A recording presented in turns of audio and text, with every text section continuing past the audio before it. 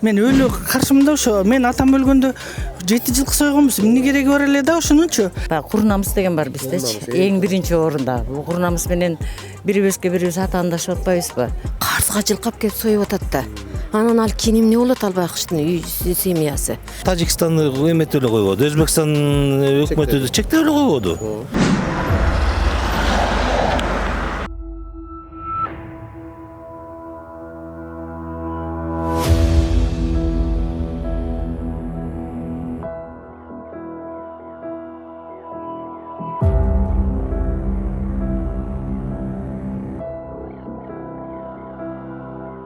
Амансызбы?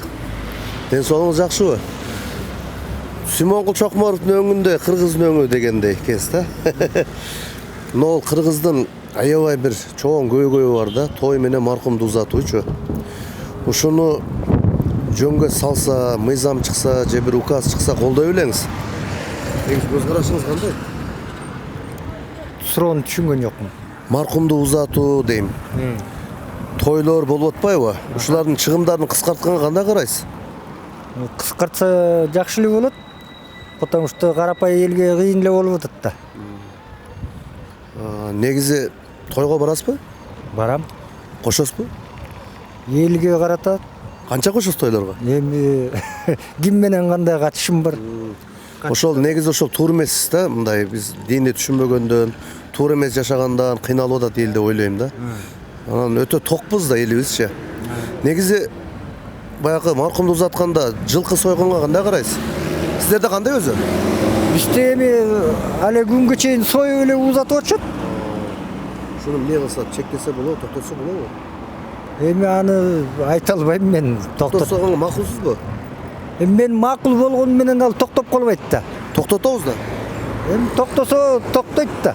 Ишенесиз? Токтосо токтойт. Колдойсуз? Же колдобойсузбу? Колдойм, эмне колдойм. Рахмат. Кыздын баягы эң талылуу жери бар да, той менен маркумду узатуу. Ушулардагы чыгымдарга кыскартыш боюнча кандай ойлойсуз? Карайсызбы туура эле? Кыскартыш керекпи же жөн эле коюш керекпи? Кандай оюңуздар бар? Кыскартыш керек кой, өкөнтөн кыскарткыла деп айтып атпайбы? Ушуну колдойсузбу негизи? Колдойм. Рахмат эже. Эже, сиздин оюңуз кандай? Мына той менен маркумду узатуудагы чыгымдарды азайтканга кандай карайсыз? Эми маркумду өзүн эле Жылкы союп, неме кылып атпайбы? ошол азайтса анткени аза күтпөй элечи. Сөөктү узатат аза күтпөй эле деген. Малдын азабын тартып элечи. Колунда бар болсо макул шак эле деген. Союп калат экен, колунда жок болсо деген. Кыйналат да? Кыйналат да. Аза Негизи колдойсуз? өлүк биякта той өзгөчө. Рахмат. Тойлор, ана маркумду узатууда чыгымдар бар да, бүт Кыргызстанды кыдырып жүрөбүз. Ушуларга кандай көз карашыңыз? Эми азыр негизи чыгым көп эле болуп атат. Бизде Кыргызда бир салт сыяктуу болуп калган. Өзү туура эмес, Негизи туура эмес эми баягы азыр негизи бүт баары кымбат болуп, элдин баары кыйналып аткан учурларда мындай ошо молдолор деле азыр ачык эле айтып калыптыр. Бир кой, бир эки кой союп эле көмгүлө деп, антпей эле дагы эле бодо союп эле жанталашабыз. Ошону койду деле сойбош керек экен да өзү шариаттачы. Шариатта ошондой дешет анан. Анан тойлорду чектөө кылып канча конок чакырса болот, бир эле кой союп той өткөрсө болобу?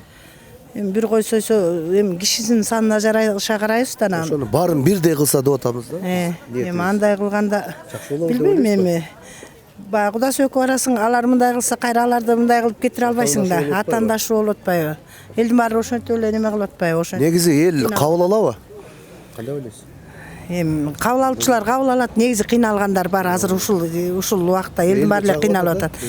Анан бул негизи туура эле акырындык менен барса, ошо типке өтсөк жакшы эле болот эле. Рахмат эжеге. Биринчиден саламатсыздар, соолугуңуздар жакшы турасыздар. Эми андай дойду чынында биздин азыркы жашоого оор эле. Азыркы лишний эле чыгымда. Байыса өткөрө бериш керекпи? Байыса ар кимдин өзүнүн желаниясы менен болот да. Ушуну тартипке келтирип элдин баардыгын жашоосун бирдей той, бирдей шариаттын негизинде маркумду узатсак деп жөнгө салайлы деген ниет бар да. Ушуну законду эл кабыл алабы? Кабыл алыш керек. Мисалы үчүн мен кабыл алам. Мен макулмун, макулмун. Бирдей калып да койсо эң сонун эле болот эле да. Бири-бирине кыргыз кандай десем Баягы кур намыс деген бар биздечи. Эң биринчи орунда. Бул кур намыс менен бирибизге бирибиз атаандашып атпайбызбы? Мисалы үчүн тиги бай монча союптур, менин аландан кембе кембе. Эртеңки жашоосун ойлобой кетет да ошонусу бар. Анан чөнтөгүндө 5 сомуна карабай туруп кредитке батат. Эртеңки күнү кыйналат. Мен ошого аябай эме кылам да капа болом чынын айткандачы. Анан элдин баары бирдей чек койсо, мисалы үчүн, жалпы эл макул болсо, аябай жакшы болот эле. Рахмат. Жаманчылык бетин арылсын, андайдан алыс бололу. Рахмат эжеге. Рахмат. Ишиңизге ийгилик. YouTube каналдардан көрөсүздөр. Эже саламатсызбы?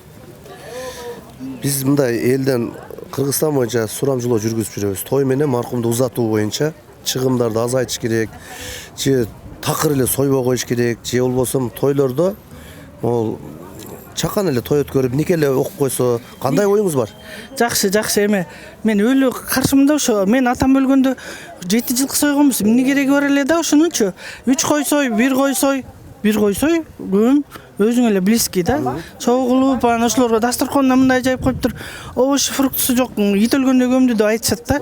Айта берет, бирок ушундай жаман көрөм да, шарият да жок анан.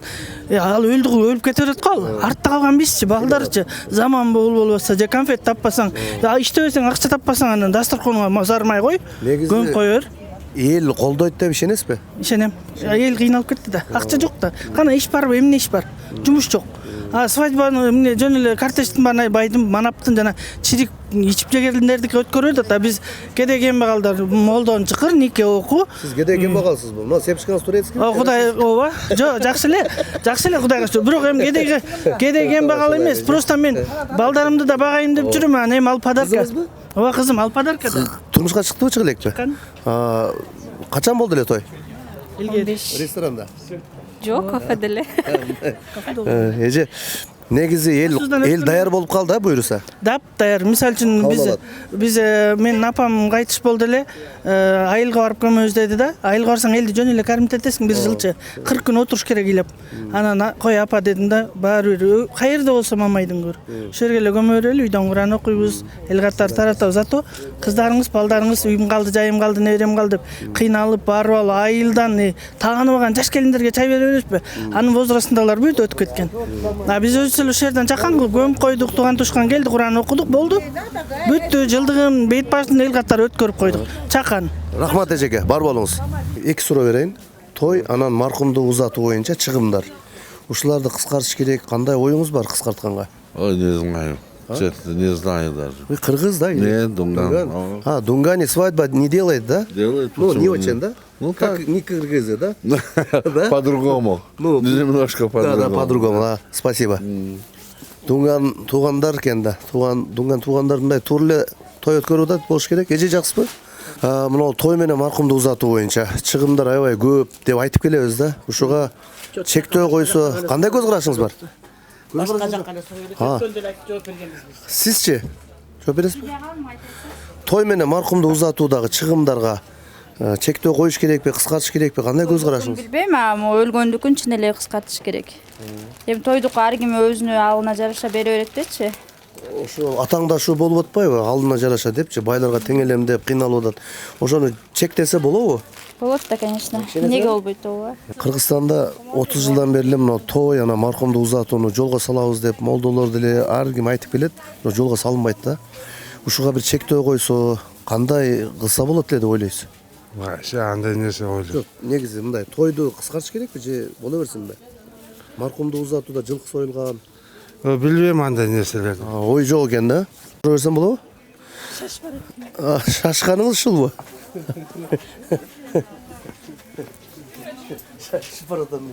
Саламатсызбы эже? Мына кыргыздын тою анан маркумду узатуулар чыгымдар бар го эне. Ошого кандай көз карашыңыз бар? Кыскартыш керекпи? Ия. Эл саламатсыздарбы? Бизде мына кыргыздын тою жана маркумду узатуу боюнча чыгымдар. Ошону кыскартыш керекпи же боло берсинби? Кандай көз карашыңар бар негизи? Ой, мен билбейм андай жөнүндө, түшүнүгүм жок. Барасызбы тойго? Барам эми, мен андай жашка жете элекмин да байке. Канча жаштасыз? 37-демин. 37-де тойго кошпойсуңарбы негизи? Эмне? Тойго кошумча кошосуңарбы? Кошумчаны сурап атасызбы? Эми ар ким ар түрдүү да. ошону мындай бирдей калпка салып, элди бир тартипке салып, чыгымды азайтса болобу негизи? Эчтеке айта албайм. Рахмат. Маркумду узатуудагы чыгымдар өтө көп деп эле айтып беришпейби? Ошого кандай көз карашыңыз бар? Кыскартыш керекпи? Кыскартыш керек. Той же маркумду узатууну? Тойду деле кыскартыш керек. Той деле өтө эле ашып кеттичи. Өтө эле аштык. Той кандай болсо жакшы болот деп ойлойсуз?